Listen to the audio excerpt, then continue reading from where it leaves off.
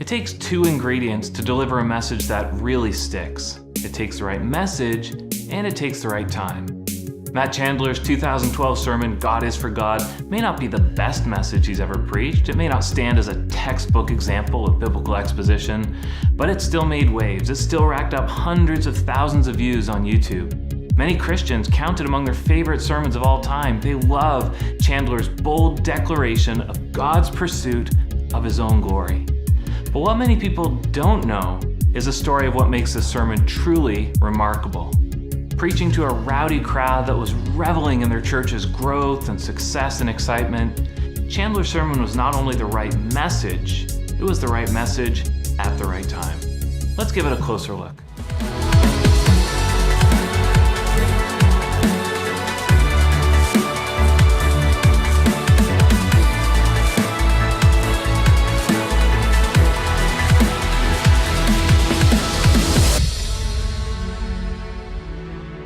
This video is brought to you in part by the Southern Baptist Theological Seminary.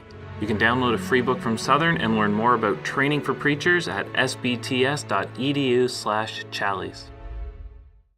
Before we get to Chandler's sermon in 2012, let's go back 10 years earlier to 2002. Chandler was 28, leading a nonprofit ministry called Waiting Room Ministries, when he was called to pastor the village church. When he arrived, that church had around 160 people. Under his leadership, though, it soon skyrocketed to more than 10,000. 4 years after Chandler started pastoring the village church, 25-year-old Stephen Furtick planted Elevation Church in Charlotte, North Carolina. He too began with just a little over 100 people, and under his leadership, Elevation also exploded past that 10,000 mark. Similar ages, similar sized churches, but these two pastors took very, very different paths. Furtick took much of his inspiration from church growth leaders like Rick Warren, Andy Stanley, Bill Hybels. Chandler, on the other hand, he took much of his inspiration from Reformed theological giants, John Piper, John MacArthur, J.I. Packer. While Furtick was preaching about unlocking God's potential within us, Chandler was preaching about God saving us from our sinfulness. While Elevation Church was drawing crowds by dropping Easter eggs from helicopters, Chandler was trying to convince the crowds they ought to go somewhere else. Their differences came to the surface during the 2011 Elephant Room, this gathering of church leaders to talk about controversial church topics. Chandler and Furtick were paired up to talk about the purpose of the church. Listen to what Chandler had to say.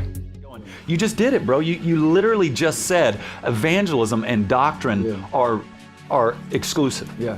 And so that's the kind of thing for me that I look at that and I'm going, oh, Stephen. Chandler is referring to this clip from one of Furtick's 2008 sermons. And over 500 people have given their lives to Jesus for the first time in this church in the last 5 months. That's over 100 per month. If that doesn't get you excited and you need the doctrines of grace as defined by John Calvin to excite you, you in the wrong church. This reveals a key difference between Furtick and Chandler. Furtick deliberately downplayed deep doctrine for the sake of growing his church. Chandler, though, was absolutely convinced that deep doctrine was essential for bringing true and healthy growth to his church. Surprisingly, soon after this Elephant Room conversation, Furtick invited Chandler to speak at Elevation's Code Orange Revival. That's a 12-night event that would kick off a new year of ministry, and it would feature some of the top speakers in the country. Each night, hundreds of people waited in line to get a seat, and thousands more tuned in for the live stream, hoping to check out just some of the buzz around what God was doing at Elevation Church. Some of the headliners included T.D. Jakes, Craig Rochelle, Christine Kane, and Perry Noble. Then, set against that group, many people thought Chandler was kind of a surprising choice given his very different theology, his very different preaching style. But in his introduction for Chandler, Furtick explained he actually wanted to bring in different kinds of speakers to show that we're all wearing the same jersey. But as soon as Furtick handed over the mic to Chandler, you could immediately sense the deep differences between the two. I want everybody at every location and watching all over the world to stand up on your feet right now and welcome to the stage my friend, Pastor Matta Chandler. Come on, show him some Code Orange Revival love. Check one. Oh, sit down, sit down. I only have a certain amount of time and I'm long-winded to begin with. With their Code Orange revival, Elevation Church wanted to start off 2012 with a bang, to be able to pick up even more momentum for the big things they were sure that God was doing in their church. Chandler wanted something completely different. He wanted to dig deeper. He wanted to dig past the big things God was doing to show them the big nature of God. He wanted to point them past how God was moving to show them why God was moving. If we're going anywhere tonight, we've got to get to the bottom of what's going on here. And so we've got to get past Code Orange Revival. We've got to get past Elevation Church. We've got to get past Pastor Furtick. I'm not saying those things are bad or wrong. I love all of those things. What I'm telling you is we got to get underneath all of that so we can gaze upon what's actually going on. Chandler knows his sermon will be very different from what this Elevation crowd has heard before, so he gives them a warning. He wants them to take their eyes off the excitement of this event and to fix them on the character of God. And to do that, Chandler chooses the perfect text, Psalm 23. For all of the people who grew up there in the Bible Belt, this would have been one of the most familiar passages in the whole Bible. The Lord is my shepherd, I shall not want. It's considered one of the best passages about God's love for us, about God's concern for us, about God's provision for us. But Chandler turns their familiarity of this passage around when he shows God's motivation in Psalm 23. He restores my soul, and he leads me in paths of righteousness. So now this sounds like God is really into me. I mean, he's leading me beside still water. I mean, come on, who does that if they're not into you? He's leading me into paths of righteousness. But look at why. Look at the motivation in God's heart for all of this shepherding and reviving and restoring. He leads me in paths of righteousness for what reason? For his name's sake. So God's motivation behind his shepherding you, his provision for you, his love for you, his passion about you, really the motive in all of that isn't that you're great, it's that he's great. So the motivation is his glory, his name, his renown. This is Chandler's main point. God is primarily for his own glory. He knows this key doctrine is probably new to the ears of this crowd. He even goes so far as to call out the kind of man-centered interpretation that's so familiar within the church growth movement. You are varsity, that's what you are. You're not JV. In fact, if someone tells you you're JV, all right, that's a slap in your spectacularly unique and beautiful face.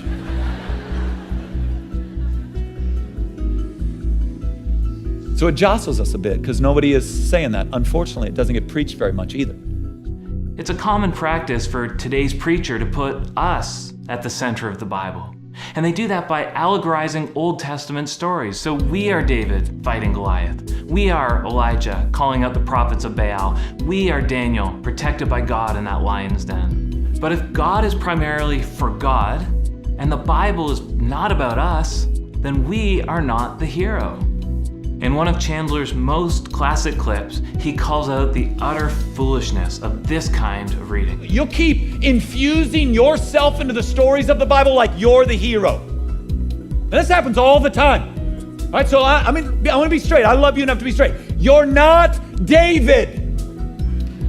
All right? Your trouble in life is not Goliath. And if that's true, you're in a lot of trouble, bro, because you miss. You fling your stones and you miss, and Goliath's still there, and now what? Well, I had 5. You'll miss all 5. It may sound like Chandler is coming down harsh on this crowd, but this message is for their joy. As long as they consider themselves the center of God's universe, then their joy and their freedom and their peace is all wrapped up in their performance. It's all wrapped up in mere fleeting emotion.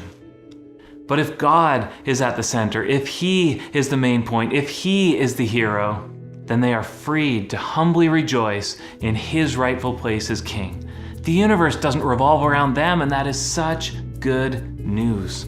As if Chandler wasn't already directing fire at the church growth movement, he makes sure to explicitly but pastorally warn Elevation Church at the very end of his sermon. Before you know it, just with a little shift here and a little drift there, God did these things and his name's still on it. But really, that Pastor Stephen, it was kind of his vision. It was kind of his deal. Boy, that lead team, Chunk was lights out. That kid's just sick.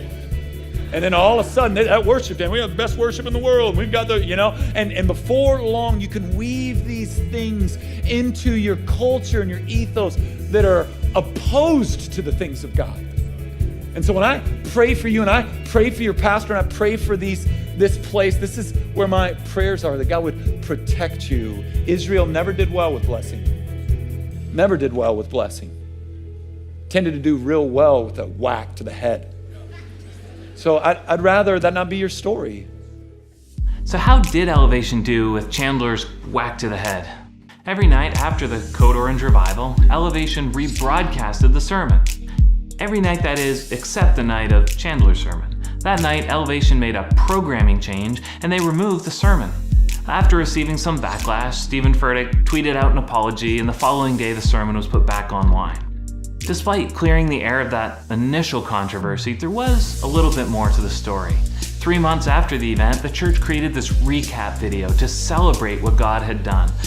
There was just one guest preacher that was missing from that recap. You can probably guess who it was. Since 2012, hundreds of thousands of viewers have watched the sermon.